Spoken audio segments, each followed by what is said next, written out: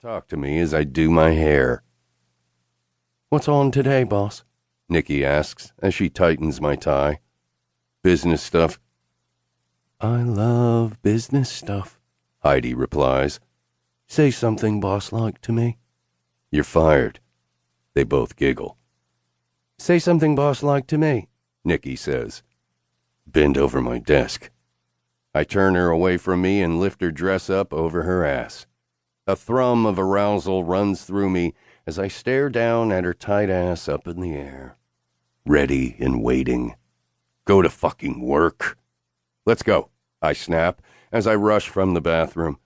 I hear a voice come from the kitchen. "Good morning, Mr. Miles." "Good morning, Miss Penelope," I call as I collect my briefcase from my office. I walk back out into the kitchen and she passes me my coffee in a travel mug. "You are undoubtedly the best housekeeper of all time." I smile as I kiss her cheek. "I know, dear." I'm not even joking. Miss Penelope truly is the best housekeeper of all time. If she wasn't 56 years old and already married, I would marry her myself. The girls come around the corner. "Good morning, Miss Penelope," they chime in unison. "Good morning, girls." She smiles. Her eyes come back to me and I give her a playful wink. Yeah, I know. I'm bad. We've established this 1,000,000 times already. "Time to go. Have a good day, Miss Penelope." "I will, dear. You too." We make for the door, and the girls chatter as we get into the elevator. When we get to the ground floor, I walk out the front of my building with them. Hans is waiting with my car. "Morning, Hans," I smile. "Good morning, Mr. Miles."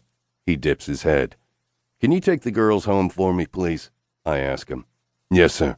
He smiles. "Of course." "Morning, Hans." The girls both smile as he opens the back door of the limo. I kiss them each goodbye on the cheek, and they happily bounce in. I watch the limo pull out and walk back into my building and take the elevator down to the basement. I get into my black Porsche and pull out of the parking lot and into the long line of cars. Ugh. London traffic. Is there anything worse? 3 hours later. "And this right here," he points to a line on the graph, "this trend is what we're following. See how the overflow of the population—" I yawn, hardly able to keep my eyes open. "Are we keeping you awake, Christopher?" Jameson barks. "You are, actually." I clear my throat to stop myself rolling my eyes. "Sorry," I apologize. 2 of my brothers, Jameson and Tristan, are here in London to meet with Elliot and me for our quarterly board meeting. The shit we have to talk about is seriously boring. Jameson begins to speak again and goes on in great detail about some spiraling trend, and I yawn again. Jameson glares at me. "Sorry," I mouth, trying not to interrupt him again. "For fuck's sake, focus." I can hardly keep my eyes open. I glance at my watch. "How long is this meeting going to go for?" Elliot begins to talk.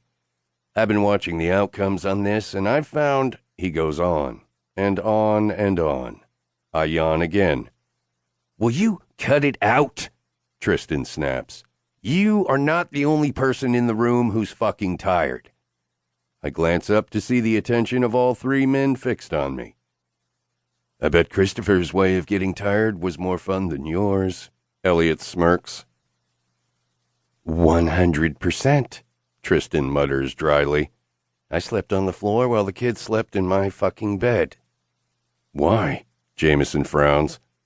"The girls have decided that they don't want to sleep anywhere but in their bedrooms at home." He fakes a smile. "Traveling is so much fun these days." "More fool you." I give a disgusted shake of my head. "What's that supposed to mean?" Tristan snaps. Just, I cut myself off. "Just what?" "Just that I thought you were the parent," I reply casually as I sip my water. Why on earth would you let your child sleep in the bed while you sleep on the floor is beyond me. "Summer isn't herself. She has a cough." Tristan justifies himself. I wince back from him.